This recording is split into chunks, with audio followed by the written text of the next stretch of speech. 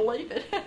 I was about, I think it's 12 years old. My daddy sent me over there to a neighbor, an old bachelor lived over there, to come and castrate pigs for him. My dad raised hogs all the time. That's all I lived on, some hogs he'd have to sell and eat. So. But my dad wouldn't do that. Go get Charlie to come over here and cut these pigs. I went after him one day and he said, James, I'm going to show you how to do that today because I'm getting too old over here to do this and your dad won't do it. I said, okay. I think I was 12 years old. And he gave me the knife. Showed me how to cut the first one. The first one I cut is rough. Some of the gut come out in there too. So he said, I'm glad this happened. Go to the house and get a needle and thread. When I got that, and he showed me how to sew that up. Said, now if you ever run that again, sew that rough shut. Now it'll heal back up. Sew it up, and then sew the outside one too, so it'll hold it and it gets sealed up. But if you was cutting this pig, you didn't sew it back up before you cut it. If it wasn't ruptured inside.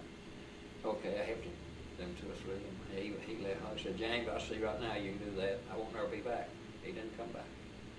And I cut pigs for my dad from then on.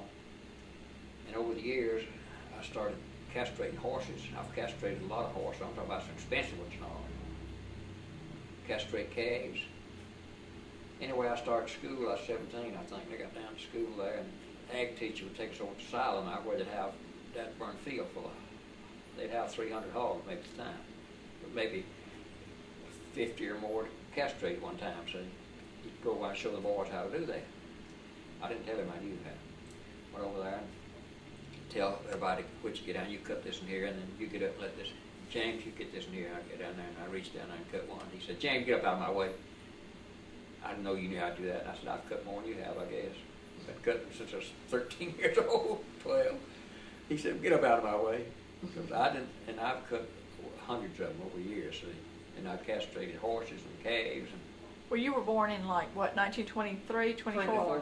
24. 1924? Yeah. It was a different world. You grew up in a different world. The country was a agricultural country. And well, when I went down to Senatobia, moved down there, this old man had a stud horse down there and needed castrating, his older horse.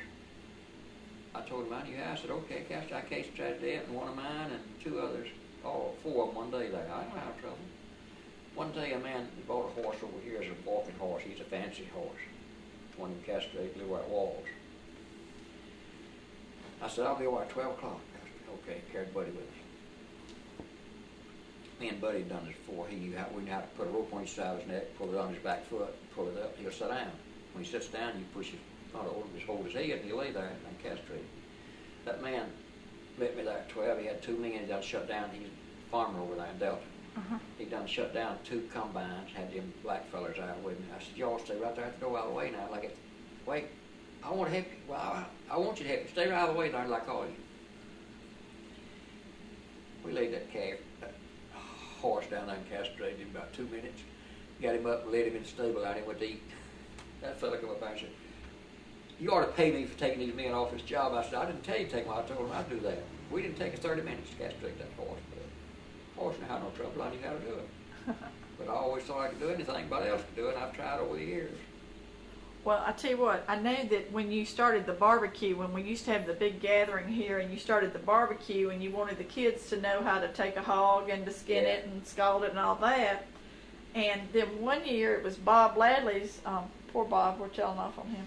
It was Bob Ladley's job to shoot the pig, shoot the hog. Do you remember what happened?